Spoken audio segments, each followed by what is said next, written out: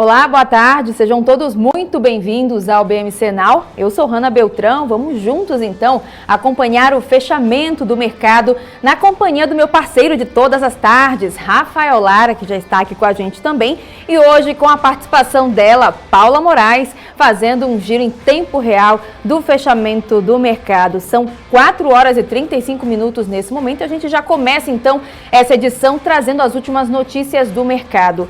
O Ibovespa virou e perdeu forças no início da tarde, ficando abaixo dos 128 mil pontos, após uma baixa nas ações focadas em commodities, pressionado principalmente por Petrobras e Vale.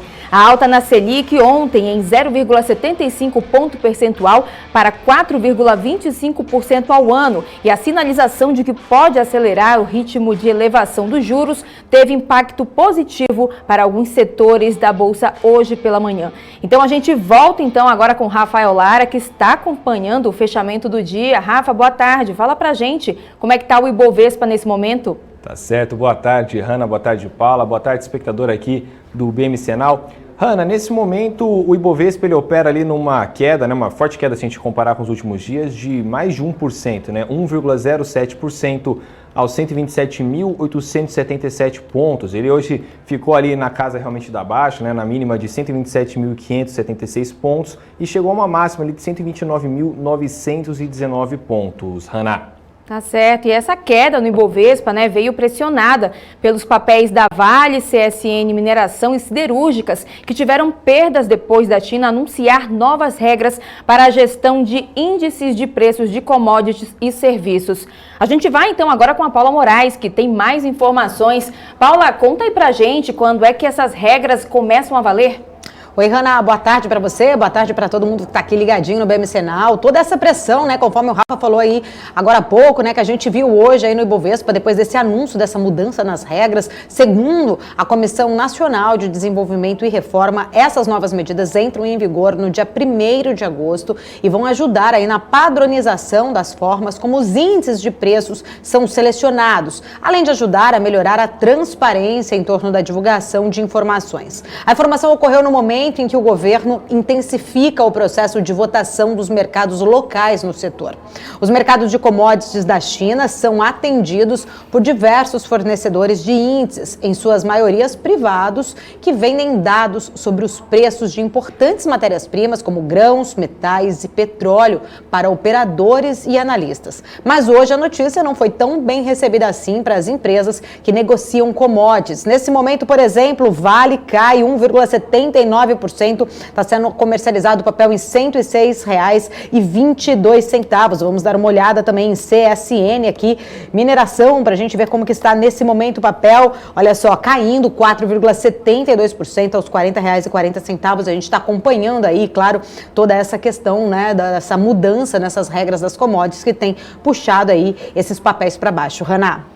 Tá certo, Paulo. E vamos aproveitar então para dar um giro pelas bolsas internacionais. Fala pra gente como é que são os índices agora. Bom, vamos lá então. A gente está aqui já na Europa, tudo fechado, DAX fechou em alta de 0,11%. FTSE no Reino Unido fechou no patamar negativo, queda de 0,44%. Mas lá nos Estados Unidos, os índices ainda, as bolsas estão abertas. Vamos ver como que está. S&P 500 neste momento opera com alta de 0,15%. Dow Jones que está em queda por lá, caindo 0,39%, e Nasdaq opera no patamar positivo aqui, 1,46%. Deixa eu só dar uma olhada no dólar aqui, dólar caindo agora 0,58% de queda aos R$ 5,02, Hanna. Tá certo, Paula, obrigada. Eu volto então agora com o Rafael Lara para saber como é que estão as altas e baixas nesse momento. Rafa, vai daí. Tá certo, Hanna. Bom, nesse momento a gente consegue observar ali entre as maiores altas uma disputa entre as ações da Local Web, que estão agora subindo 5,17%, e as ações da Magazine Luiza, com uma alta de 4,97%. Por diversas vezes aí durante o programa a gente vai ver as duas, uma passando na frente da outra. É até interessante a gente ver essa disputa para ver quem vai acabar na frente hoje. Aí em terceiro lugar, nesse momento temos o Banco Inter, né, o BID11, com 3,13% de alta, BR Distribuidora com 2,88% de alta e Via Varejo com 2,59%. Já entre as maiores baixas temos a Braskem, né, com uma queda de 5,24%, a CSN com uma queda de 4,88%, PetroRio com uma queda de 4,8%, Gerdau, de novo a Gerdau, né, as duas ações da Gerdau caindo hoje mais de 4% nesse momento. Hanna. Tá certo, Rafa, obrigada. Vamos dar uma passadinha então agora pelo nosso chat, né? Saber quem está acompanhando aí o BMC Now. Eu tô vendo aqui o pessoal tá chegando aos poucos. O Antônio Alves, né, tá mandando um boa tarde aqui. O Lucas também, a Larissa Valdívia também tá acompanhando. O Murilo também já tá inclusive mandando aqui perguntinhas para analisar. A gente daqui a pouquinho vem com a análise aí. E lembrando sempre, né, que o nosso portal já está no ar, sendo alimentado aí de hora em hora, a todo momento, com todas as informações sobre o mercado financeiro, atualizando você. Aproveita então, já deixa aí como seu favorito para assim que você acordar, chegar no seu trabalho, chegar em casa, você já dá uma olhadinha e ficar bem informado e também já compartilha o link com o pessoal. Então, ó, a gente dando continuidade aqui, a gente vai repercutir o nosso dia no mercado financeiro também, né, com os nossos convidados. A gente recebe hoje aqui no BMC Now o Luiz Salles, estrategista-chefe da Guide Investimentos, e o Caio Sasaki, analista técnico, que vai fazer aí um panorama para a gente sobre os números que se destacaram nessa quinta-feira, dia 17 de junho. Vamos voltar então às notícias internacionais. A ByteDance, dona do popular aplicativo de vídeo curto TikTok, informou que sua receita no ano passado foi mais do que dobrou, né? Foi para 34 bilhões de dólares, ressaltando porque a gigante da tecnologia chinesa é uma das startups mais bem-sucedidas do mundo. A gente vai então até os Estados Unidos com a Giovanna Locatelli, que traz informações sobre esse assunto. Essa receita de 34,3 bilhões de dólares representou um aumento de 111% ano a ano, segundo um comunicado da empresa. O lucro cresceu 93% para 19 bilhões de dólares. A ByteDance tinha 1,9 bilhão de usuários ativos por mês no final de 2020 em todas as suas plataformas, que inclui o popular TikTok, a versão chinesa Douyin e o aplicativo de notícias Toutiao, entre outros. O rápido crescimento ressalta o entusiasmo em torno da ByteDance, uma empresa privada que, por sua avaliação, foi supostamente fixada em 100 bilhões de dólares. A empresa também contratou o ex-executivo da Xiaomi, Shou Zhinshu, para ser o novo diretor financeiro no início deste ano, sinalizando que pode estar preparando uma oferta pública inicial. A publicidade é a principal fonte de receita da ByteDance por enquanto em suas plataformas, já começou a investir aí em jogos. O ByteDance foi considerado recentemente uma ameaça por Donald Trump, que deu restrições para a plataforma aqui nos Estados Unidos.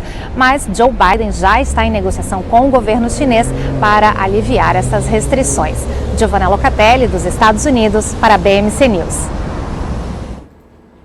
E a gente volta aqui para o mercado brasileiro. O Banco Digital Neon anunciou um crescimento de 178% nas transações de seus clientes neste ano em relação a 2020.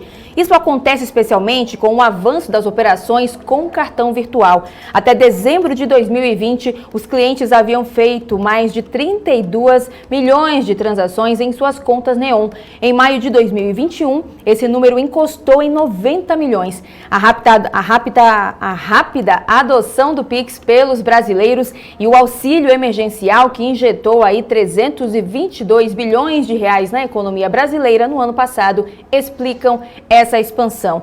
E o Tribunal do CAD aprova a compra da Lynx pela fintech brasileira Stone.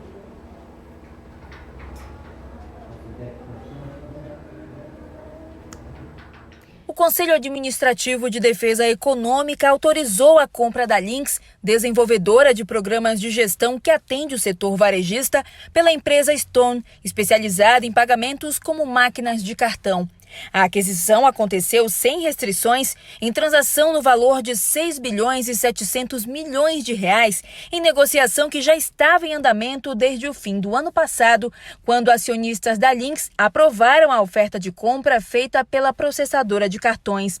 A previsão era que o julgamento acontecesse na última semana de maio, mas foi adiada a pedido do relator e conselheiro Sérgio Ravagnani, que pediu mais tempo para avaliar o caso.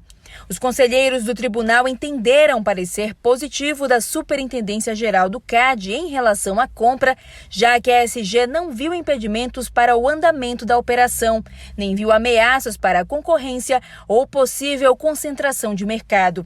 Com a aquisição da Lynx, a Stone deve se transformar em uma provedora de integração de software e pagamentos. Com a aprovação, a Stone agora poderá iniciar o processo de integração das duas companhias, que juntas somarão cerca de 10 mil funcionários.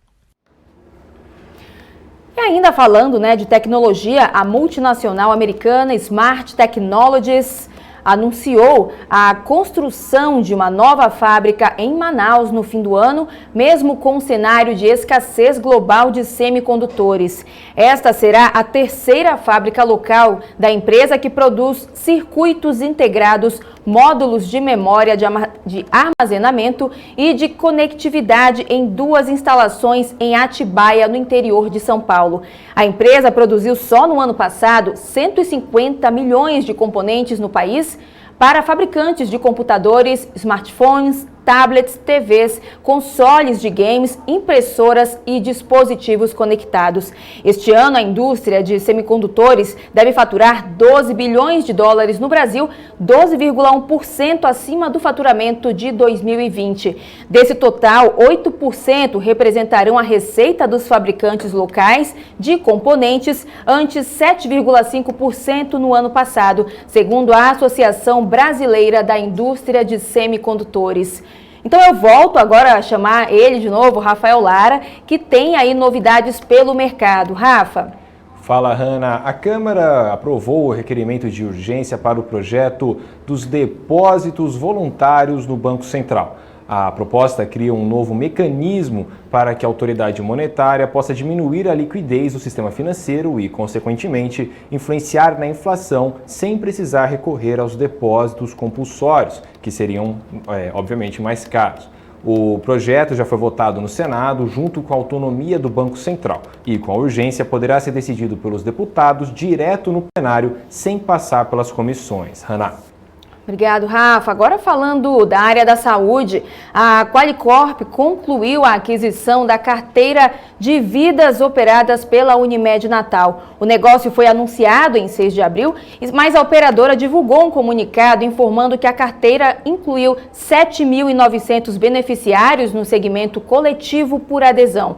A companhia afirmou ainda que iniciou uma parceria comercial com a Unimed Natal, adicionando mais uma operadora ao seu portfólio e firmando uma importante parceria para a distribuição de produtos nas áreas atendidas pela operadora. Já as condições para a aquisição da carteira de vidas da Associação Comercial, Industrial, Agropastoril e prestadora de serviços de Barra Mansa, atendidas pela Unimed de Barra Mansa, não foram atendidas dentro do prazo acordado e não haverá, portanto, conclusão da compra. Eu volto então agora chamando a Paula, que tem informações sobre o Grupo Soma, detentor das marcas Farm e Animale, que contratou bancos para coordenar o seu follow-on. Paula, vai daí. Obrigada, Hanna. É isso mesmo. Olha só, o Grupo Soma e prepara um follow-on que pode levantar até R$1 bilhão.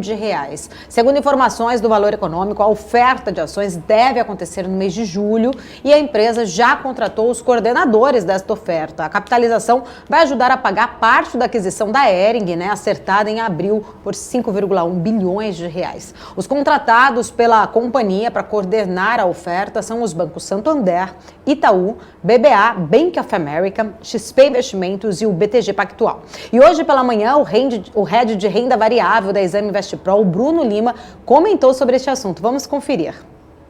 Não tem grandes novidades, mas a gente tem o follow-on da Soma também acontecendo, não só da Soma, mas a gente tem tanto follow-on que a gente às vezes acaba até passando algum despercebido, mas se você puder comentar um pouco também desse setor, eu acho que o caso da follow-on da Soma acho que é bem específico também para financiar um pouco ali da aquisição, Mas se você puder falar um pouco ou da Soma ou também desses follow-ons, porque eu tenho uma dúvida, jogando um pouco fogo no parquinho aqui, realmente se precisa, né? Tem muita empresa que até tem uma discussão, assim, pô, tem muita empresa levantando recurso, né?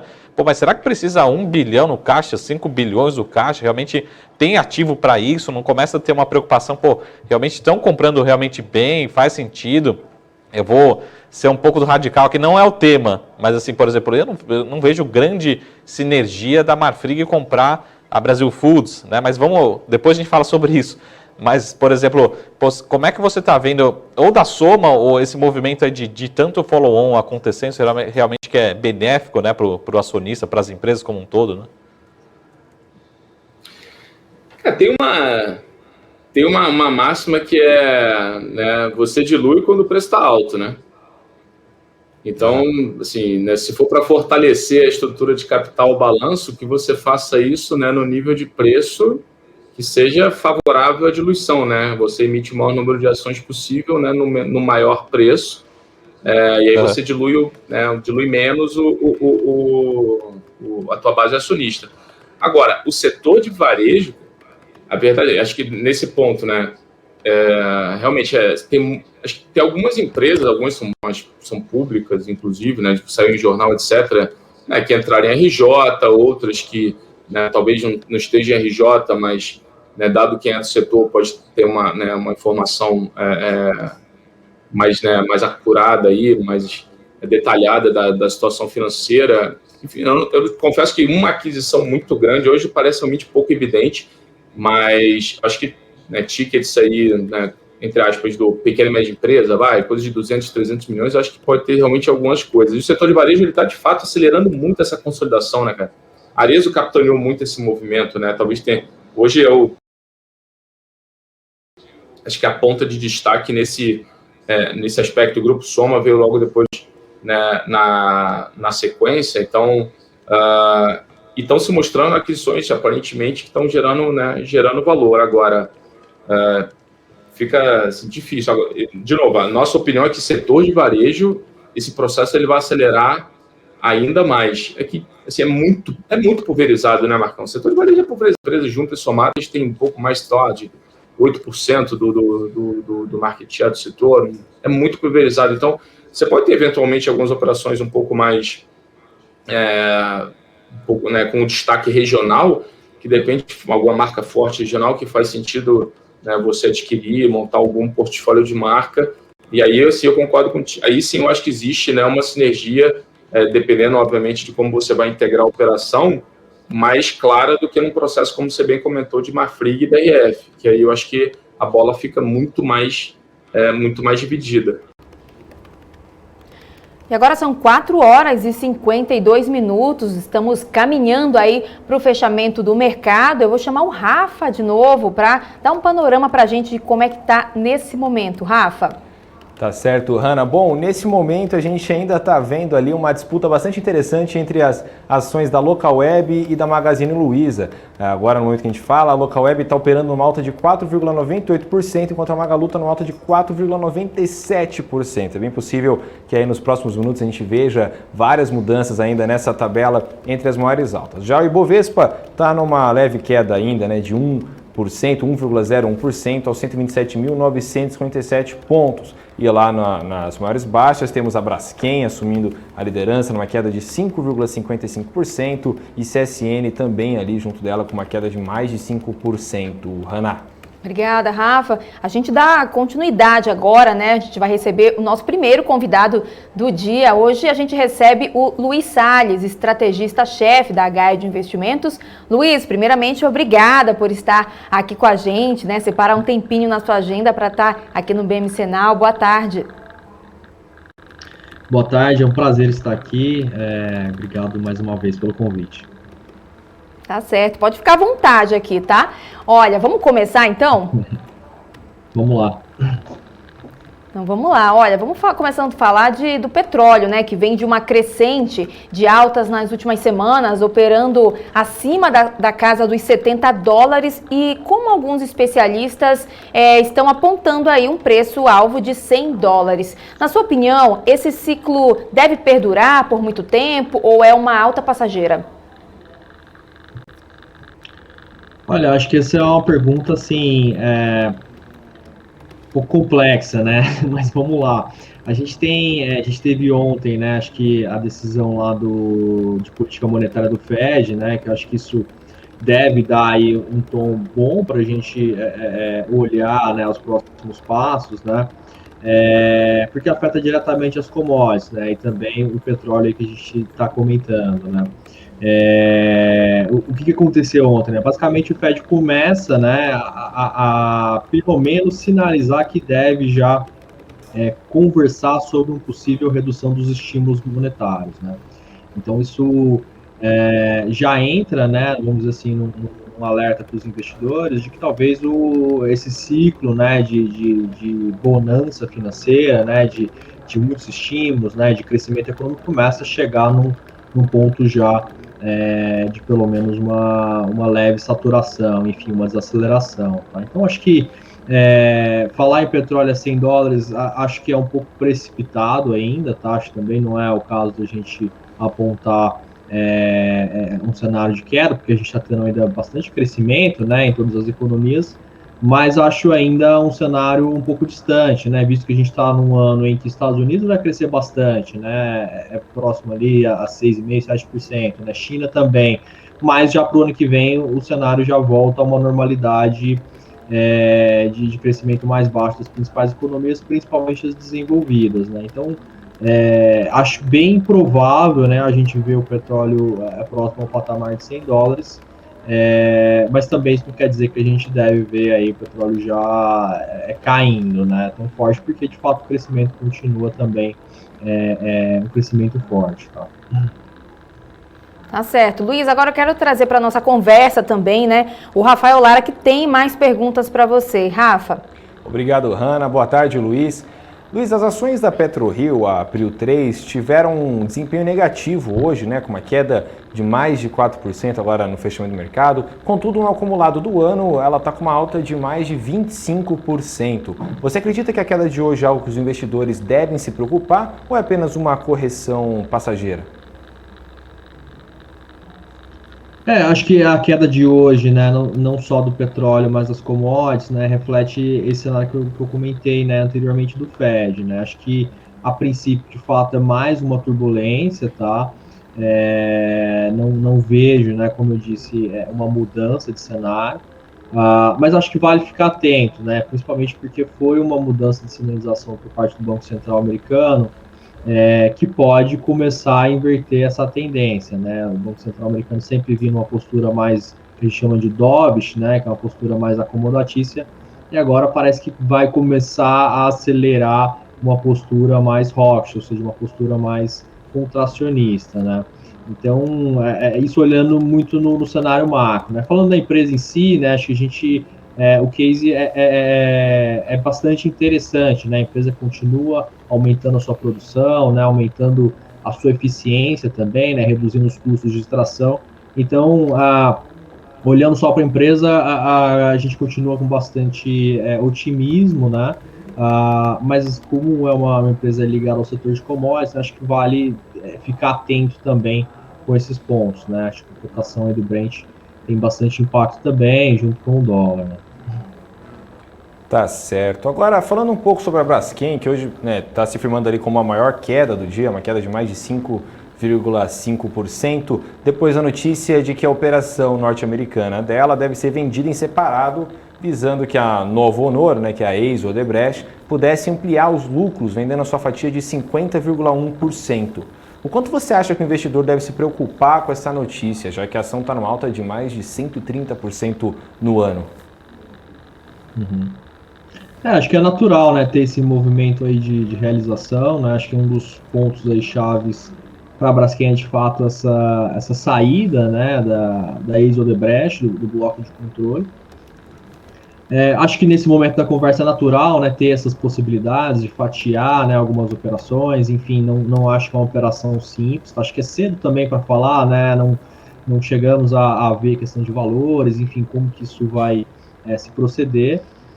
Se de fato for, né, algo vantajoso para o acionista agregar valor, né, acho que não vejo problema, né, em esse fatiamento aí das operações, tá?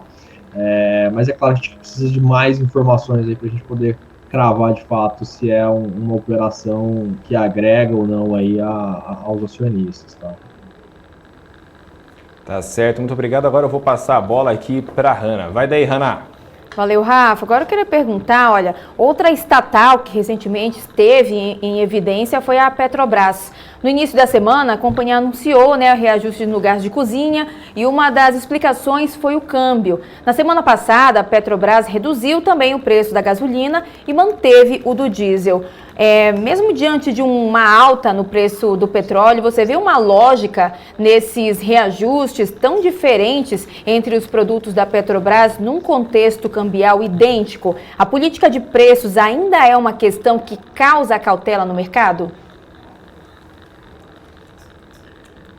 Acho que de fato, acho que esse risco, vamos dizer assim, já foi maior, né? Agora reduziu um pouco até com o início, né, da nova gestão na Petro, mas também ainda não foi passado nenhum posicionamento mais claro, né, seja de mudança ou de alteração nessa periodicidade, tá? Então, acho que sim, traz aí uma certa surpresa, né? O mercado não tem, vamos dizer, precificado isso, né? O ativo tem até subido aí nos últimos dias e semanas, né?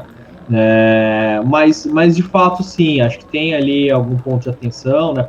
Tem vários fatores, né? Você tem questões logísticas, enfim, parte de refino, imposto, então isso tudo tem ali que ser levado em consideração, que é difícil a gente opinar estando do lado de fora, mas de fato é um pouco estranho sim, né? Mas acho que ainda nada que, vamos dizer assim, levante ali uma bandeira muito grande de atenção, tá? Acho que vale acompanhar os próximos passos dessa nova gestão e se de fato vão passar um posicionamento mais claro de uma possível alteração ou não na política de preços, né? E, Luiz, as ações da BR Distribuidora estão entre as maiores altas do dia, né? Enquanto as da Petrobras estão em forte queda. Na sua opinião, o que explica, né, essa diferença tão grande entre os papéis? A gente teve a expectativa, né, de que a Petrobras deve anunciar, né, acho que amanhã a saída, né, completa da BR Distribuidora, né? Acho que esse é um passo importante para a BR Distribuidora. Já é, né, uma empresa, vamos dizer assim, uma corporation, né, mas acho que saída da Petro total da BR Distribuidora é positivo também, né? Você tem ali uma aceleração de renovação do conselho, né? A saída total, né, desses interesses estatais contribui, né, para reduzir o risco ali de atuação da Petro na BR Distribuidora, tá? Então, eu vejo com bons olhos, né? Apesar de você ter um volume grande, né, de ações aí vindo no mercado, essa questão de melhora na governança, né, essa expectativa pode estar impulsionando aí os ativos, tá? Tá certo. Olha, a gente vai fazer uma pausa rapidinho aqui para eu dar uma passadinha pelo nosso chat de novo, para ver quem é que está nos acompanhando. Eu já volto, Luiz, a gente já volta aí com a nossa conversa. Vou dar um pulinho aqui para saber se o pessoal tá deixando o like, tá deixando pergunta. Tô vendo aqui, ó, o Helder tá sempre acompanhando, já deixando pergunta também. Samir, Denner Santos também já estão acompanhando o BMC Now dessa quinta-feira. O Antônio Alves também já está acompanhando, a Larissa já está acompanhando. E é isso, gente. Vão compartilhando com os amigos de vocês, para que todo mundo fique muito bem informado, para que o mercado financeiro chegue na maior quantidade de pessoas.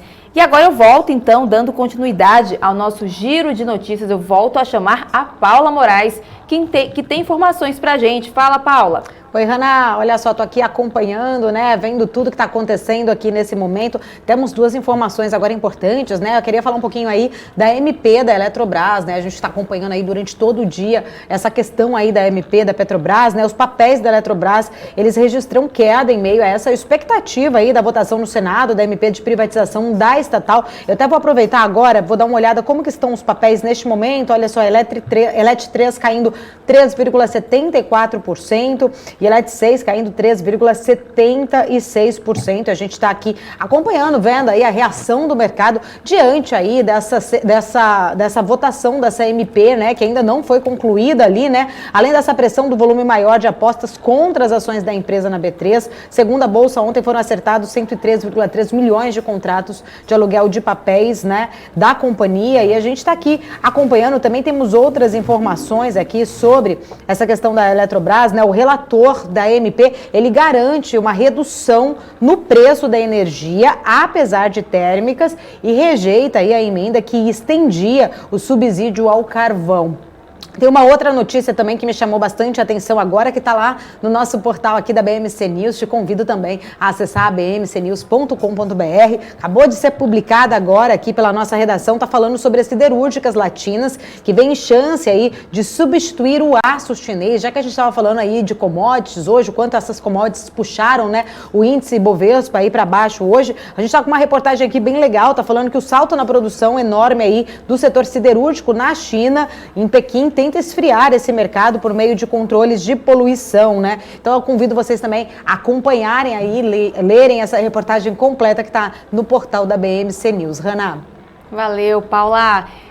Então a gente vai agora, né? São 5 horas e 5 minutos, né? O mercado já fechou. Vamos ver aí como é que tá com o Rafael Lara. Rafa. Tá certo, Hannah. Bom, igual eu estava falando, né? A corrida entre as maiores altas do dia estava a todo vapor e agora, no fim do mercado, parece que temos um novo líder, né? A empresa que estava em terceiro lugar, o Banco Inter, disparou e agora assumiu a liderança com uma alta de 5,35%, acompanhado ali pela Magazine Luiza com uma alta de 5,02% e Local Web, que estava quase o dia inteiro ali, né, na liderança, acabou caindo um pouquinho agora no final, uma alta aí de 4,67%. Entre as maiores baixas, nesse momento a gente tem ali Braskem com uma queda de 5,59%, CSN com uma queda de 5,07% e PetroRio com uma queda de 4,69%. E o mercado realmente agora parece que ele está se firmando, né? A gente sabe que por volta das 5 horas, até os indicadores todos pegarem realmente o aftermarket, essas questões, né, que realmente impactam o mercado, ele agora nesse momento ele está numa queda de 1%, 1,06% aos 127.892 pontos. Hannah. Valeu, Rafa. E vamos lá, né? Então, continuar aqui com o Luiz, né? Continuar nossas perguntas aqui. Luiz, olha, hoje após o anúncio, né, sobre as novas regras para os preços das commodities na China, as mineradoras e siderúrgicas tiveram fortes perdas no início da tarde de hoje. Eu queria então que você explicasse para a gente um pouquinho como esse movimento impacta no setor e as expectativas para os próximos meses.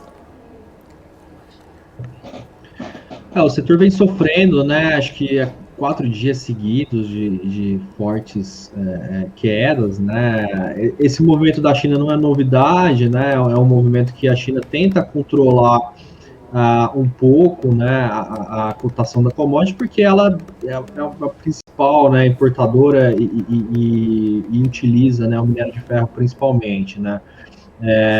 Então isso tem trazido, vamos dizer assim, volatilidade, né, estresse no mercado, porque é uma interferência aí do principal comprador, né, da commodity nesse mercado, tá? Então, a China é sempre um bicho complicado de entender, né, o que acontece na política chinesa, né, mas medidas nesse sentido, né, sempre trazem mais risco para o mercado, né, então essa interferência estatal acaba deixando o mercado menos eficiente, né, então acho que esse talvez seja aí o principal receio, né, de que a gente possa ter algum tipo de controle, né, surgiram até notícias de um possível aumento de oferta, né, através de estoques que a China tem, para de fato derrubar, né, a cotação. Então, um mercado aí que tem ficado bem estressado com essas notícias, por gerar, né, essa incerteza aí do que vai acontecer e se de fato a commodity vai continuar nesses níveis, tá? Tá certo, eu vou passar então a bola de novo para o Rafael Lara, que tem mais perguntas, né, Rafa? Exatamente, Hannah. Fala, Luiz. Olha, eu queria saber um pouco sobre as ações da Vale, né, que estão numa forte queda nos últimos dias, de mais de 6%. O que o investidor deveria esperar que poderia virar a chave para as ações do setor? Ele deve sempre ficar aí na mão da China, né? Sempre vai ter que esperar alguma notícia da China que pode fazer com que as ações caiam, ou pode ter alguma coisa que mude a situação para o papel, na sua opinião? No curto prazo, né, essas notícias de China acho que sempre vão impactar bastante, né, não só Vale como as siderúrgicas, tá? Mas acho que a gente tem que focar ali nos fundamentos, né, de fato, do que está acontecendo, né? A gente vê que o minério de ferro continua, né, num patamar de cotação bem elevado, tá, $220 a tonelada, é um nível bem interessante para a Vale. A Vale segue ali conseguindo produzir bastante, né, apesar de não conseguir retomar ali os níveis pré-desastre de Brumadinho, ela segue numa produção interessante, endividamento bem reduzido, né? Então, assim, mesmo que a gente tenha, né, uma forte queda no minério de ferro, a gente ainda tem ali uma margem de segurança de que a Vale vai continuar a gerar bons resultados, tá? Então, nesses momentos de estresse, acho que o importante é a gente se atentar aos fundamentos, né, e se de fato ainda é um bom investimento para tentar sair um pouco dessas notícias, né, que acabam impactando muito as cotações do dia a dia, tá? Tá certo. Agora eu queria falar um pouco sobre o papel da Suzano, que tem uma valorização de mais de 45%, né, no comparativo anual, mas no último mês tem tido uma queda de mais de 15%. Na sua opinião, chegou a hora do investidor sair do papel? A Suzano tem muita ligação, né, com o dólar, né, uma companhia que é 100% exportadora e também muito dependente, né, de um dólar mais forte aqui no Brasil, né. Então a gente teve também no último mês essa desvalorização do dólar, acho que a Suzano também acabou acompanhando esse movimento, tá. Mas de novo, né, acho que a tendência é a gente pelo menos ver um real mais forte, mas também não dá para cravar ver real aí a nível de 4,50, né, ainda, né, e ainda a demanda segue bastante aquecida também aí nos mercados internacionais, tanto por papel quanto por celulose, tá? Então eu acho que não vejo, né, como de saída, acho que de fato vale ficar atento, né, mas é um nome interessante sim, tá? A gente tem a preferência até no setor por Klabin, né, porque tem até uma exposição melhor localmente, né, aqui no Brasil, mas não descartaria, tá? Acho que não é o momento de realizar uma perda, enfim, ou sair do papel, tá? Acho que tem que ter um pouco mais de cautela nesse momento. Tá certo, muito obrigado, Luiz. Vai daí, Hanna. Obrigada, Rafa. Vamos falar então agora, né, sobre JBS, Luiz, que no ano está com uma alta de mais de 20%. Há uma expectativa de que a empresa possa se juntar à BRF em um possível contra-ataque à Marfrig. Como isso deve impactar os papéis dessa companhia, na sua opinião? O movimento ainda bastante especulativo, assim, né? Assim, surgiram alguns rumores, acho que nada ainda muito certo, né? O que a gente vê é mais a Marfrig partindo para a entrada na BRF, né? E assim, é um movimento que pode gerar bastante problemas ali no CAD, né?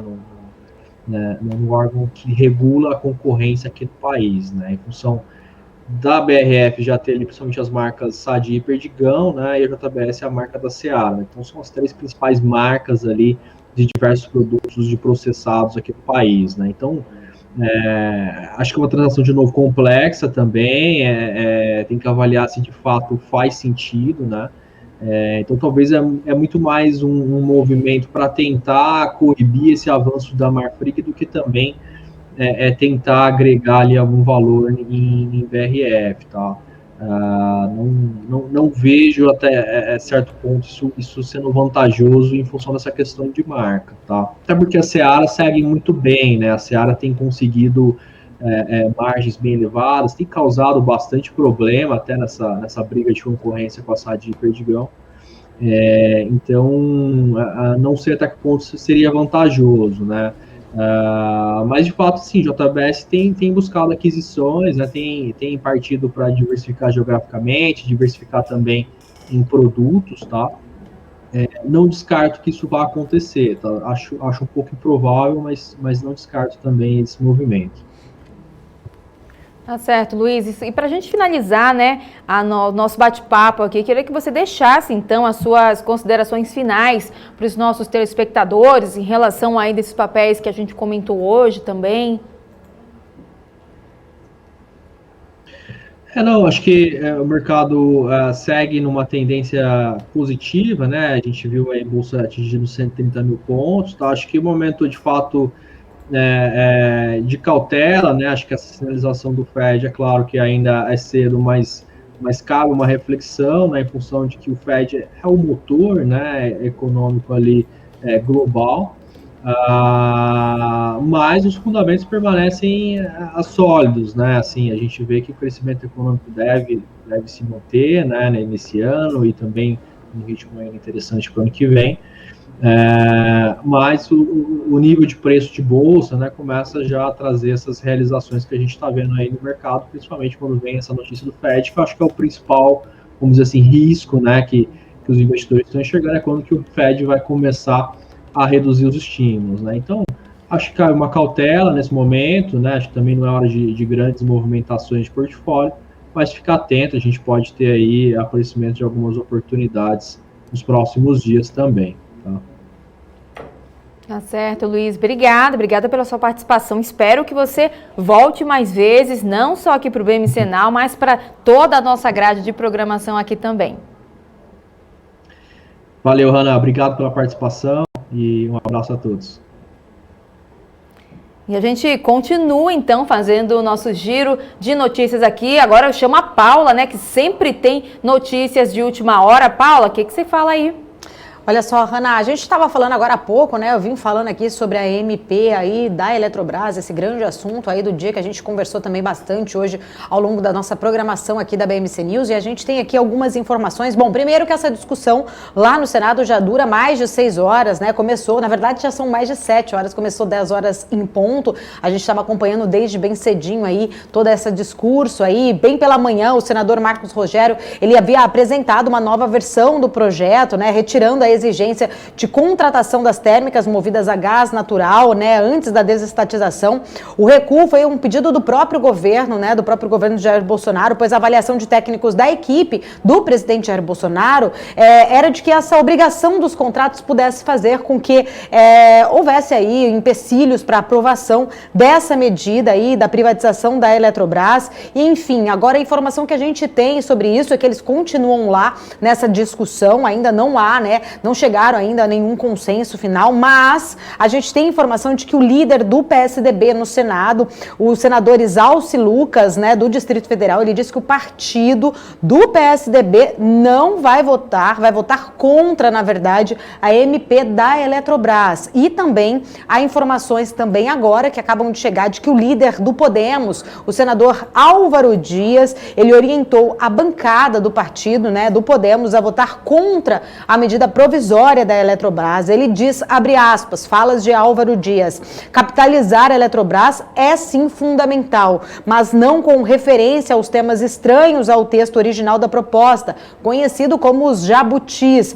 Álvaro Dias disse ainda, né, inconstitucionalidades flagrantes, uma vez que os jabutis aumentam os custos para o consumidor, foram incluídos de forma que a redação impede o governo de vetar a proposta se quiser dar andamento à capitalização da estatal. Lembrando aí que essa MP tem prazo, né, final aí para a semana que vem, caso ela não seja aprovada, caduca, e aí o governo não pode enviar uma nova MP com esse mesmo tema. E muita gente do mercado aguarda aí essa privatização, né, aguarda sobre esse desenrolar, na verdade, da história dessa MP da Eletrobras. A gente vai continuar acompanhando e se tiver qualquer novidade eu volto a qualquer momento. Hanna.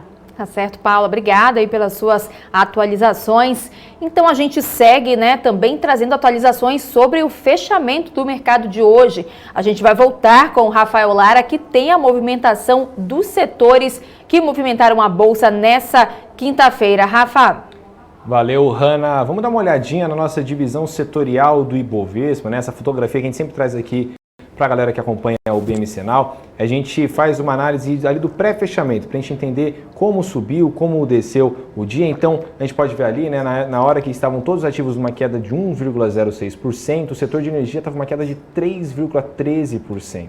Você pode também dar uma olhada, né, como se portaram hoje os setores. Apenas a tecnologia da informação teve uma forte alta de 2,13%, atendimento à saúde 1,22% e bens de consumo ali com uma alta de 1,37%. Isso explica muito, então, como o mercado se portou, né? Por isso que ele ficou ali numa queda de 0,96% agora, né? Na informação aqui depois do aftermarket, 0,93%. Então a gente pode ver ali que dos 12 setores, a maioria fechou em queda, em uma forte queda ali, principalmente para o setor de energia e de materiais. Hanna.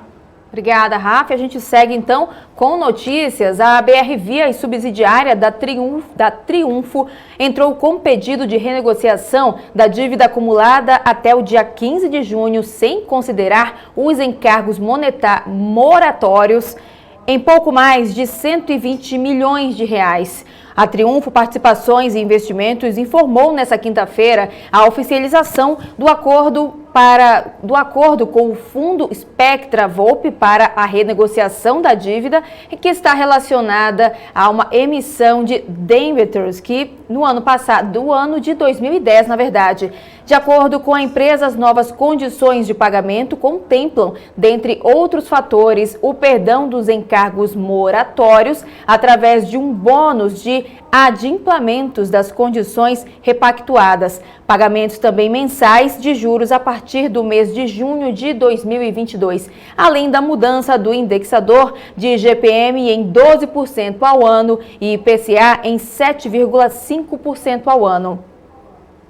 E a gente volta, então, trazendo mais atualizações também com a Paula Moraes, que tem informações sobre a Hamburg Agri Brasil, que protocolou pedido de IPO na CVM. É isso mesmo, Paula? Explica pra gente. É sim, Hanna, isso mesmo. A Hamburg Agri Brasil, empresa aí especializada em grãos, formalizou o pedido de IPO, oferta pública inicial de ações na CVM, para distribuição primária e secundária, né? Foi fundada em 2013, a Hamburg atua na aquisição logística do transporte e entrega do Brasil e também no exterior. Em 2020, bateu ali recorde no lucro no valor de 25 milhões de reais e a empresa afirma que trabalha com um capital 100% nacional e que possui subsidiária integral com sede na Suíça. Hanna. Tá certo, vamos voltar. Obrigada, Paula. Vamos voltar então. O Bitcoin tem sofrido, né, bastante volatilidade nas últimas semanas. Eu vou chamar então o Rafa, né, que tem informações sobre isso. Rafa.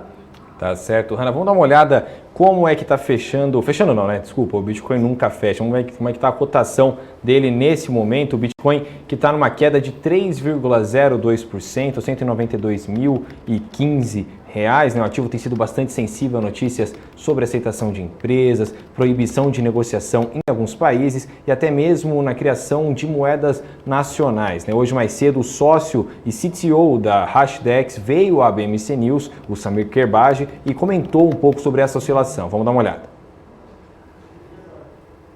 Bom, para a gente começar, queria falar um pouquinho aí, né? O Bitcoin tem sofrido bastante volatilidade nas últimas semanas, o ativo tem sido bastante sensível às notícias sobre aceitação de empresas, proibição de negociações em alguns países e até mesmo a criação de moedas nacionais. Queria saber como que você tem visto essas oscilações, se você acha que isso tem mexido com o mercado de cripto aí como um todo.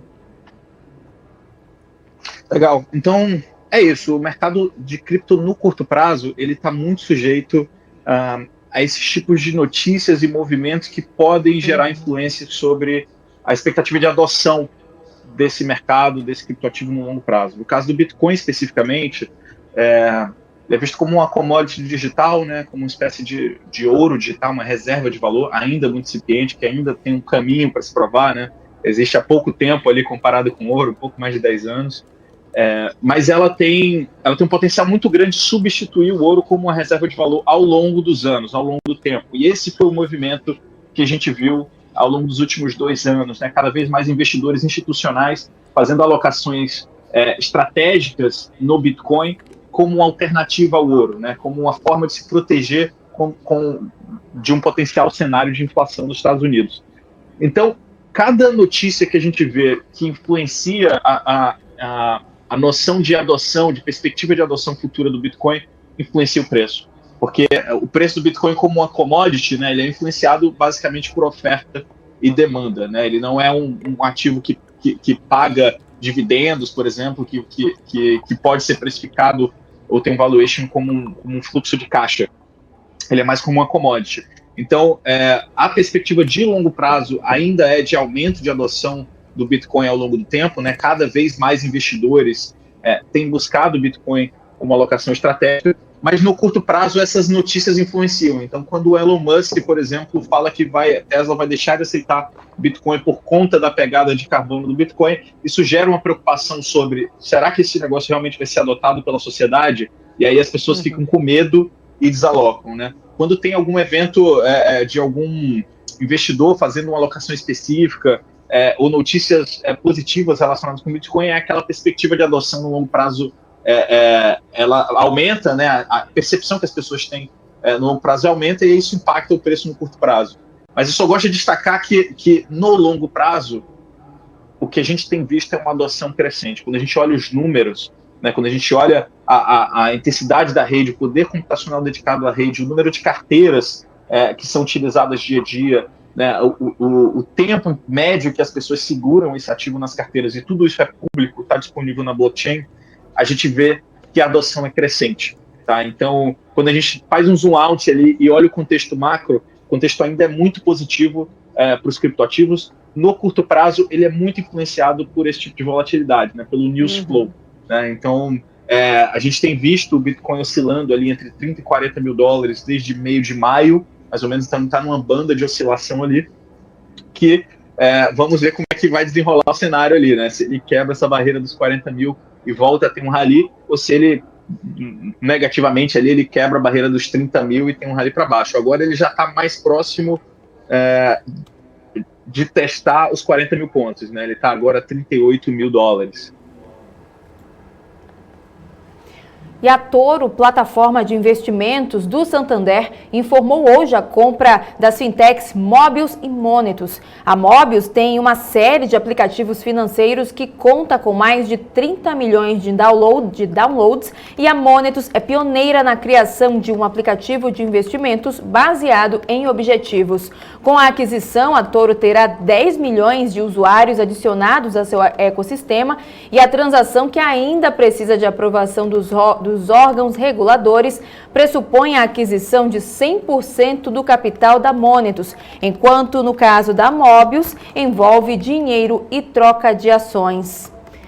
E vamos agora, então, aos destaques de política. O presidente Jair Bolsonaro já pensa em extinguir o pagamento anual do abono salarial do PIS-PASEP, para poder aumentar o valor médio do Bolsa Família de R$ 190 para R$ 300.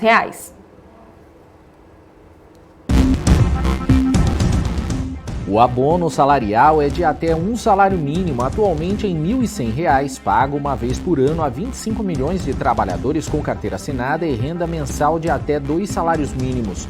Técnicos da equipe econômica do Ministério da Cidadania informaram para Bolsonaro que a extinção do abono salarial garantiria pelo menos mais 20 bilhões de reais ao orçamento do Bolsa Família, atualmente em 35 bilhões. Com 55 bilhões de reais, o governo conseguiria criar um novo programa social com valor médio do benefício de R$ 300, sem se preocupar com regras fiscais. Porém, em setembro do ano passado, o presidente havia dito que jamais tiraria dinheiro dos pobres para dar aos paupérrimos, em alusão aos estudos do governo para unificar os programas sociais. Usuários e correntistas da Caixa Econômica Federal relatam dificuldades para acessar os aplicativos e o Internet Banking. As reclamações se concentram no aplicativo Internet Banking e Caixa Tem, que é usado para acessar benefícios como auxílio emergencial e Bolsa Família. O banco informou que não identificou problemas ou instabilidade, mas num segundo comunicado enviado ao portal de notícias G1, disse que alguns serviços digitais apresentaram intermitências por problemas ligados aos seus fornecedores e que os serviços já estavam normais. E eu chamo então de novo a Paula Moraes, que sempre está trazendo atualizações aqui, notícias de última hora. Paula, o que você tem pra gente? Ana, a gente estava falando aí bastante, né, sobre essa MP da Eletrobras. Acabei de falar que já estavam ali às 6 horas nessa discussão, né, se aprovariam ou se não aprovaria. A gente acabou falando aí, né, de alguns partidos que iriam votar contra. Informação que a gente tem agora, que acabou de sair, é que a MP da Eletrobras, o Senado aprovou os pressupostos constitucionais por 44 votos a favor e 35 contra. A gente vai aqui continuar acompanhando, né, esse desenrolar da história, tentar entender exatamente se todo foi realmente aprovado ali. E aí a gente volta a qualquer momento atualizando aqui as informações para todos vocês. Hannah. Obrigada, Paula. E a gente segue dando continuidade aqui no nosso BMC Now. A gente recebe agora o analista técnico Caio Sasaki, fazendo a leitura do dia aqui com a gente. Mas antes, olha, antes de chamar o Caio, que daqui a pouquinho a gente já vai começar com ele, eu vou chamar o Rafael Lara, que tem atualizações aí pra gente. Rafa? Tá certo, Hannah. Olha, a informação aqui de última hora, né? O presidente Jair Bolsonaro pediu que supermercados segurem os preços da cesta básica, né? Um almoço com os empresários no Rio de Janeiro, o presidente fez um apelo para que os supermercados segurem os preços da cesta básica. A afirmação foi feita também pelo senador Flávio Bolsonaro em entrevista a jornalistas depois do evento, de acordo com a Folha de São Paulo. Segundo Flávio, Bolsonaro demonstrou preocupação específica com a inflação dos produtos de primeira necessidade. Também reconheceu o grande sacrifício que os supermercadistas já fazem, mas fez um apelo para que reduzam ainda mais a margem de lucro se houver possibilidade. Vamos ver se amanhã isso pode afetar ou não as ações dos supermercados, dos grandes supermercados aí que a gente sempre está acompanhando aqui, sempre está bastante nos holofotes. Além disso, a gente pode também falar um pouco sobre a questão da MP da Eletrobras, né? Agora há pouco o deputado Arthur Lira, né, presidente da Câmara dos Deputados, falou que se o texto for aprovado hoje no Senado, ele só deve ser votado na Câmara na segunda-feira, né? E agora há pouco, o Ibovespa realmente fechou numa queda de 0,93%, e também temos o Fitch, né, a agência de classificação de risco Fitch, elevando o rating da Uzi Minas, né, do ticker USIM5, de BB- para BB, com uma perspectiva estável. Hannah? Valeu, Rafa. E olha, antes da gente dar continuidade, daqui a pouquinho a gente vai receber o Caio Sasaki, aqui analista técnico. Aproveite, já vai deixando aí a sua perguntinha, a empresa que você quer que ele analise, e também aproveite já para compartilhar o link do nosso BMC Now para que mais pessoas também fiquem bem informadas aqui com a gente. Eu chamo agora de novo a Paula, que tem informações de última hora. É isso, Paula? Oi, Hannah, a gente estava acompanhando, né, o mercado, o Rafa acompanhando aqui, eu acompanhando as bolsas lá fora, e aí eu quero trazer então um fechamento lá, né, nos Estados Unidos. Wall Street fechou ali sem uma direção única ali, né, digerindo ainda aquela notícia de ontem, né, o anúncio ali do Fed no dia seguinte a esse comunicado do Fed, que acabou pegando o mercado de surpresa aí ao sinalizar alta de juros mais cedo em 2023, né, o mercado lá, as bolsas americanas operaram hoje ali sem uma direção, na verdade, certa, e agora há pouco o Nasdaq conseguiu fechar no patamar positivo em 0,87% em positivo. Foi uma exceção, porque as ações de tecnologia lideraram ali um rally, na verdade, né, em 2020, mas vem sofrendo este ano. A gente tem falado muito sobre isso aí, com o temor da inflação. Hoje saltaram aí com algumas acomodações nos rendimentos mais longos também, e a gente tem também aqui outras, né? Deixa eu dar só um giro aqui para ver como que nós ficamos, todas as bolsas lá fora. S&P 500 fechou no patamar ali negativo, 0,04%. Dow Jones fechou ali no patamar também negativo, 0,62% de queda. Apenas Nasdaq conseguiu fechar aí no patamar positivo, né? O destaque negativo por lá, né? No dia em que a CureVac, falei errado aqui, desculpa aí, reportou uma baixa efetiva lá na sua vacina. Então, o S&P 500 ali acabou encontrando um pouquinho ali de fôlego, mas não foi suficiente para virar ali o sinal e acabou realmente fechando no patamar negativo. Quero aproveitar também só para atualizar o dólar, né? Como que nós ficamos aqui. O dólar agora fechou no patamar também, caindo em 0,81% aos R$ 5,01 ali, quase batendo ali no menos, né? Caindo da casa dos R$ 5,00. E a gente está ali continuando acompanhando, né? Toda essa movimentação aqui, as notícias que vão surgindo, essa MP aí, né? Que hoje deu muito o que falar, a gente acompanhou bastante aí essa questão da aprovação da MP e a gente está aqui acompanhando de tudo aqui no nosso portal, nas nossas agências de notícias e qualquer novidade eu volto com você, Hannah. Valeu, Paula. E a gente agora a gente segue chamando o Caio Sasaki, analista técnico, que vai fazer a leitura do dia com a gente. Caio? Tudo bem? Você me ouve agora? Ouço sim, alto e claro. Opa, então tá bom. Olha, primeiramente, obrigada, né, por conseguir um tempinho aí na sua agenda, encaixar o nosso BMC Now nela. Vamos começar, então? Vamos lá. Vou pedir para você, se você puder compartilhar a sua tela com a gente, né, que a gente consegue olhar os gráficos e acompanhar também. Perfeito. Estou dividindo uma tela aqui, criei especialmente para fazer a transmissão aqui com vocês. Opa, perfeito, então. Vamos começar, então, né, olhando como é que... Vamos ver o Ibovespa, né, como é que reagiu hoje. Vamos lá, então. O Ibovespa, ele vem seguindo numa tendência de alta já faz semanas, né, marcando, inclusive, nos dias mais recentes, algumas máximas históricas.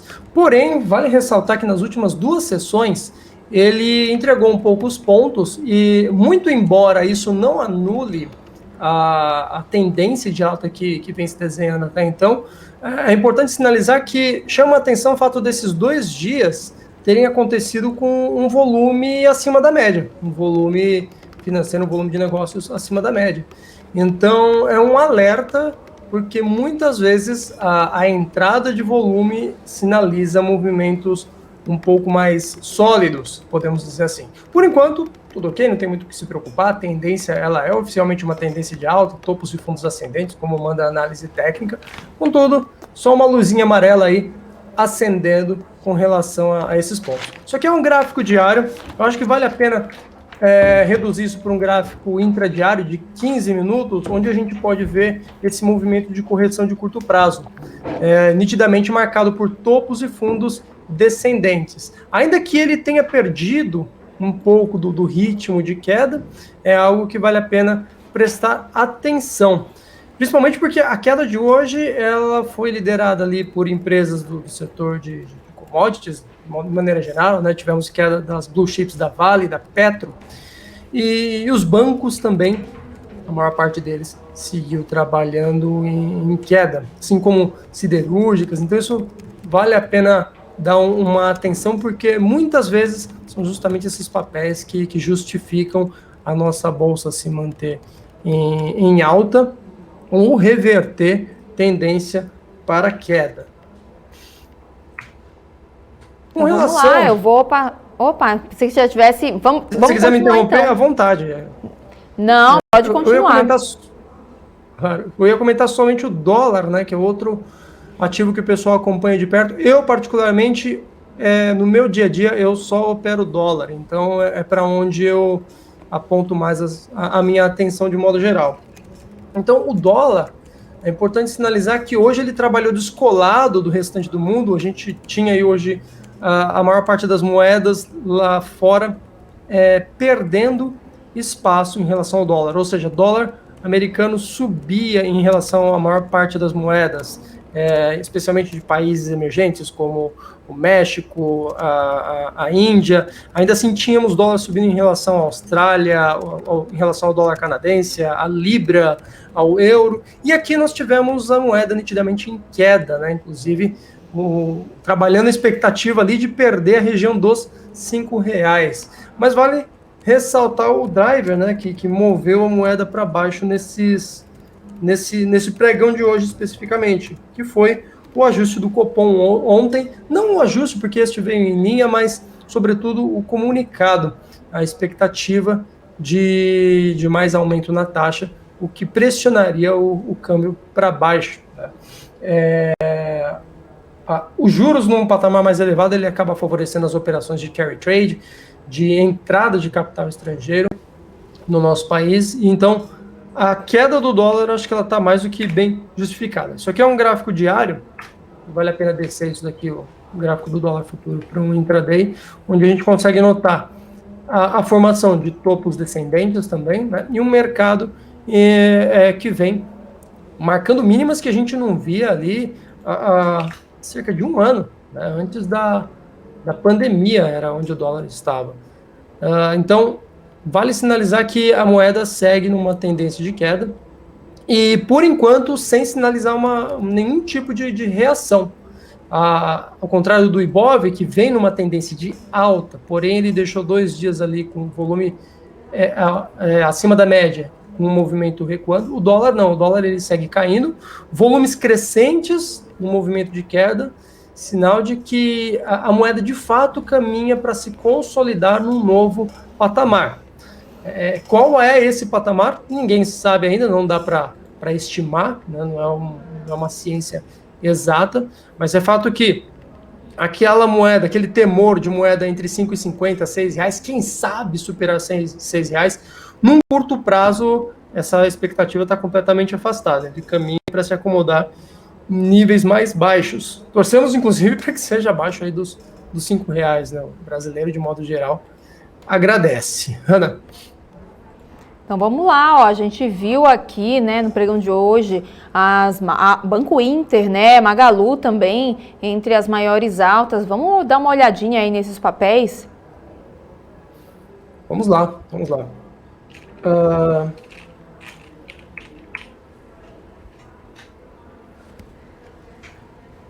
Magalu é um papel que eu particularmente gosto bastante, tenho na minha carteira, independentemente da análise gráfica, inclusive os fundamentos dela. E me agrada, o modelo de negócios da empresa me agrada. É um papel que sofreu uma correção até na contramão do mercado que vinha muito otimista, né? E recentemente retomou aí uma tendência de alta, inclusive fazendo topos e fundos ascendentes. Chama bastante atenção esse candle de hoje, ele foge completamente, né, do desenho do Ibov, que teve um mercado de queda, e inclusive marcando um fechamento aí que já não era visto há mais de 1 mês e meio. Então, isso é um sinal bem interessante, um candle com volume expressivo, demonstra que fluxo comprador, entrou player comprando, não foi simplesmente um movimento somente amplo, de fato ele teve volume. Isso traz expectativas para o papel e seguir desenvolvendo aí essa tendência de alta que a gente nota através desses fundos, topos e fundos ascendentes. Pontos que vale a pena chamar a atenção, né? Ela vai encontrar ali uma zona de resistência. Deixa eu apagar aqui essa marcação. Ela vai encontrar uma zona de resistência numa faixa de preços mais ou menos entre os 22,50 até a faixa ali dos 23 reais, onde a gente encontra alguns fundos que já foram perdidos. Tem um bom upside, considerando que o papel se encontra nesse momento a 21,31, ele tem ali um bom upside de mais de 5%. Mas quando chegar nessa região, chama bastante atenção, porque aqui ele pode encontrar uma certa resistência, pelo menos num primeiro teste, né? É um papel que, num curto prazo, eu não vejo ele, por exemplo, renovando máximas históricas. Apesar de, eu já disse, gostar bastante dele em carteira, ele fez um movimento de correção recente e ele precisa primeiro superar alguns patamares de resistências bem importantes para retomar aquele movimento de alta mais forte. Com relação ao Banco Inter, né? Isso.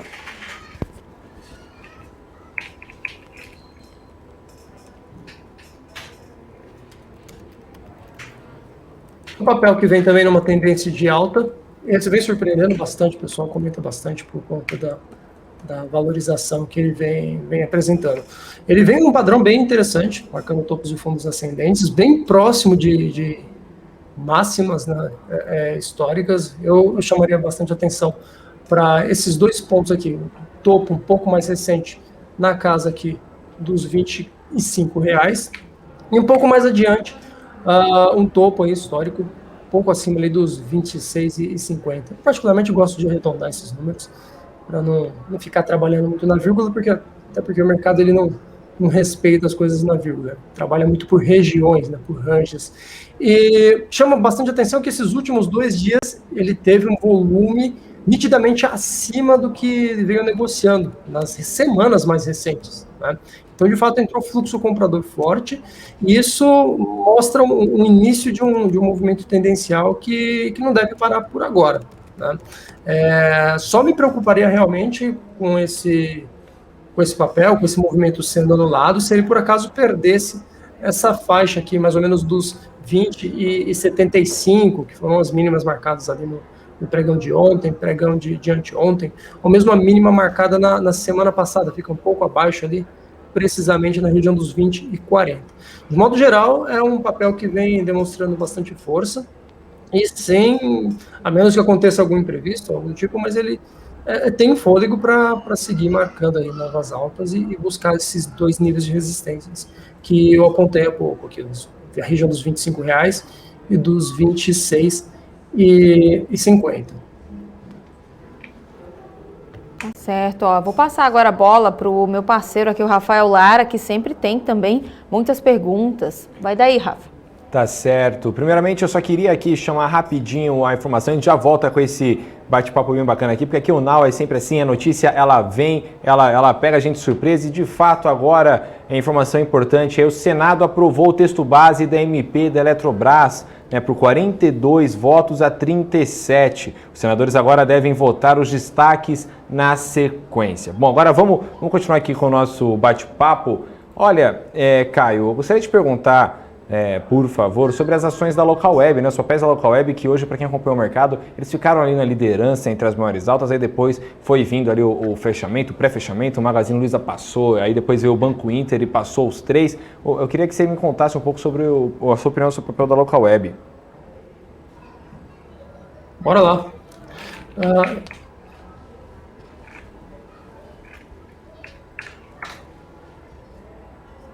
Local Web, cara, eu vou dar um parecer mais de análise técnica, porque eu confesso que eu não acompanho de perto os fundamentos dessas inúmeras empresas, né?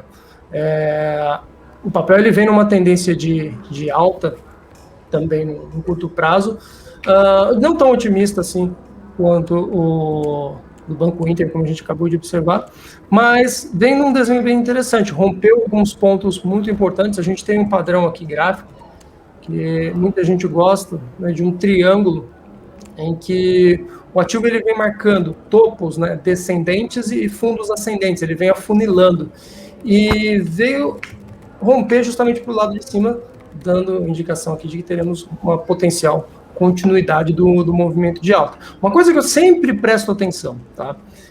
Eu considero que tem muito investidor melhor informado do que eu, e que esses caras eles vão me dar o tom do movimento através do volume de negociação. Se tem muito volume, é por isso que eu sempre chamo a atenção para o volume de negócios, se tem muito volume entrando numa determinada direção, é porque tem gente apostando pesado naquele movimento. De modo geral, a gente vê na Local Web que não temos nenhum rompimento com volume muito acima da média, porém, comparativamente, se a gente olhar candle a candle, né, por exemplo, se pega esse candle vermelhinho, a gente vê que o volume não foi tão alto assim, e os candles compradores eles passam a ter um volume maior. Então isso, de modo geral, ele passa uma confiança a mais para a ponta compradora.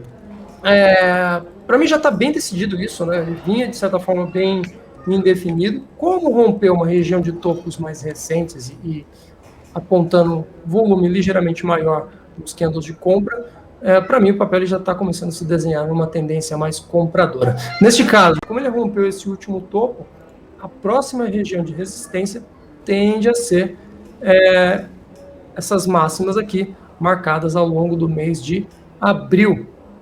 Então seria o próximo ponto para onde eu olharia o papel.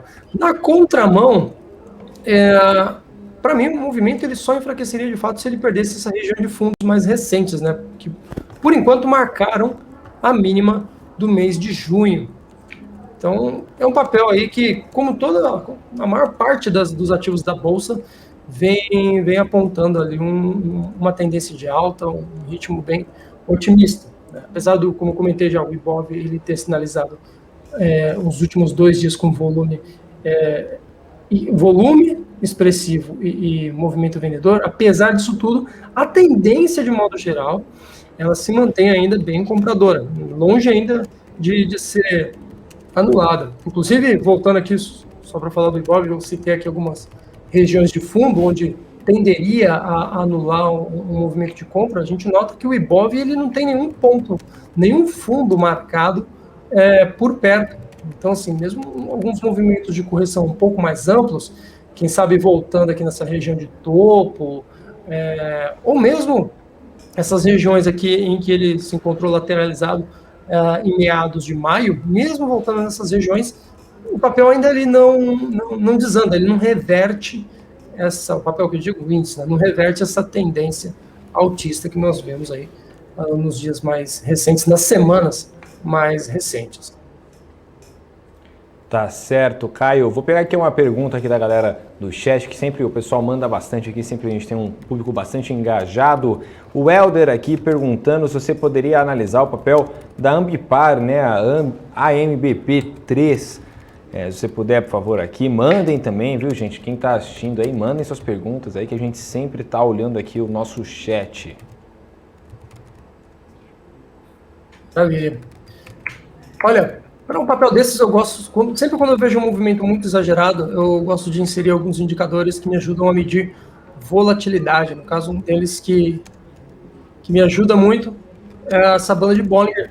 Para quem gosta da parte matemática, nada mais é do que um cálculo de desvio padrão em relação a uma média central. O indicador em si, o padrão dele é baseado em 20 períodos, o que eu acho que para uma análise mensal é ótimo, dado que o mês ele tem em torno de 20 dias úteis, né? E aqui a gente nota que o papel ele esticou bastante e trabalha muito colado na banda superior, o que significa que ele está bem esticado. Sinal de que ele pode esticar mais ainda dá, tem upside, inclusive tem um outro indicador aqui que pode ajudar a gente nesse tipo de leitura, que seria um índice de forças relativa. O índice de forças relativas para cima dos 90, 95, ele indicaria um mercado que já está sobreesticado e pede um movimento de correção. Não é o caso. Ele é um papel que veio trabalhando no movimento de compra, tem upside para desenvolver mais compra. Contudo, eu gosto de sinalizar que não é o tipo de ativo que eu gosto de me posicionar a essa altura. É o tipo de caso que, cara, se você comprou, parabéns, você pegou um belíssimo movimento, mas entrar agora é correr o risco de chegar muito atrasado para a festa. Ele não apresenta nenhum sinal de reversão, não tem nenhum sinal claro de que vai desenvolver movimento de venda, muito embora ele até tenha aqui alguns candles de corpo pequeno, que em muitos casos pode sinalizar topo, mas eu não considero isso ainda. Ele não tem sinal de venda, mas tampouco é o timing certo para entrar comprando no papel, né? Diria que quem trabalhou nos movimentos anteriores, parabéns, se deu muito bem, porém, não é, mas eu não entraria comprando num papel desses, por exemplo. Tá certo. Bom, agora continuando aqui com a galera do chat, o Renildo Carvalho pediu se você pudesse dar uma olhada nos papéis, o TIMS3, né, TIMS 3, creio que seja os papéis da TIM, né, se eu estiver muito louco, não, é realmente TIM 3, hoje que subiu 1,80%. Pois é, o papel subiu bastante hoje. Não com um volume muito expressivo, mas até que subiu bastante. Eu gosto de observar também a questão da amplitude dos candles. A gente nota que é um movimento normal, corriqueiro. Só nesse mês nós tivemos ali alguns dias de movimento de alta e de queda de mesma amplitude. Então, muito embora ele tenha desenvolvido aí uma alta bonita, né, dado que o Ibov trabalhou em queda, não chega a ser nada que brilhe os olhos. Mas ele tem uma coisa bem interessante a ser observada aqui. Deixa eu ver o que a gente está falando dele, ele trabalha dentro de um movimento que já começa a formar uma certa congestão, uma região de mercado, em que o mercado ele marca uma região de piso, de teto, né? E isso tende a gerar um movimento de rompimento bem interessante. Normalmente, vou jogar um time frame mais baixo aqui, 30 minutos. Normalmente, como o movimento anterior já era comprador, a expectativa é que esse rompimento seja de alta, para dar justamente continuidade no que veio se construindo até então. Então, valeria a pena ficar de olho aqui no papel, rompendo essa região aqui, mais ou menos os R$13, R$13,10, mais ou menos. É um range interessante de topos marcados recentemente, nos últimos dias aqui, ao longo dessa última semana. Isso poderia sinalizar aí um fôlego novo de alta para o papel, para TIM aqui. Na contramão, ainda que ele tem um bom suporte nessa região aqui que veio marcando mínimas, né? Mais ou menos marcado ali nos 12,65, mais ou menos, porque além de ter marcado um fundo na sessão de ontem, nessa região, ele era um topo, né? Então, de certa forma, foi um movimento de pullback até esse topo, acaba marcando esse ponto como um bom suporte. A perda desse patamar poderia enfraquecer, de fato, esse movimento que até então é comprador, tá? Mas, de modo geral, a expectativa ela é ligeiramente mais compradora, especialmente rompendo esses gatilhos aqui, pouco acima dos R$13. Tá certo, Caio. Vou passar agora para a Hanna aqui. Vai daí, Hanna. Obrigado, Rafa. Caio, eu queria falar um pouquinho em relação ao grupo Soma, né, que a gente viu que a gente é muito forte no setor varejista, né, e anunciou o follow-on que pode chegar a R$1 bilhão. Esse valor que vai ser usado aí para ajudar a pagar a aquisição da Hering acertada em abril deste ano. Inclusive, as ações do grupo estão numa forte alta mensal, né, com mais de 20%, 25% de alta. Como você analisa esse papel aí a longo prazo? Vamos lá. Bom, o papel também vem numa tendência de alta, fez uma correção recente, mas o movimento, especialmente se a gente considerar desde o início de maio, foi um movimento de compra muito forte. Nesse movimento de correção, o papel pode encontrar uma faixa aqui de suporte, mais ou menos na casa dos 15,50. É um ponto bom de suporte. Se ele voltar até essa região, ele tem bons motivos para dar uma segurada por ali. E muito similar ao que eu falei sobre o Ibov, né, o papel, como ele desenvolveu um movimento forte de compra nos últimos dias, ele precisaria cair muito para reverter toda essa expectativa de queda de alta, que ele construiu até o momento. Então, de modo geral, ele traz uma expectativa otimista. Com relação ao timing, né, por ele estar trabalhando muito próximo de regiões de máxima, não é um momento, na minha opinião, ideal para entrar nesse tipo de papel. Eu esperaria ali uma correção um pouco mais ampla, para eventualmente barganhar um preço melhor do que correr o risco de tentar comprar nessas regiões aqui de máxima. Particularmente não me agrada e eu não vejo muito sinal para que se faça isso. Se tiver algum sinal técnico que dê bastante confiança, seria ótimo, mas não é o caso. Então, assim, o papel nitidamente ele vive um bom momento, porém, para arriscar uma operação aqui, eu preferiria aguardar alguma correção um pouco maior, quem sabe aqui para esses níveis de 15,50, onde estaria um pouco mais atrativo, um pouco mais, tecnicamente, um pouco mais interessante. Tá certo, eu vou voltar então, chamar o Rafael Lara aqui, vai fazer um giro pelo portal, é isso, Rafa? Exatamente, Ana, a gente já volta com o Caio para a gente finalizar a nossa conversa aqui, mas eu queria chamar aqui você que está nos assistindo para o nosso site, o BMC News, né, www.bmcnews.com.br.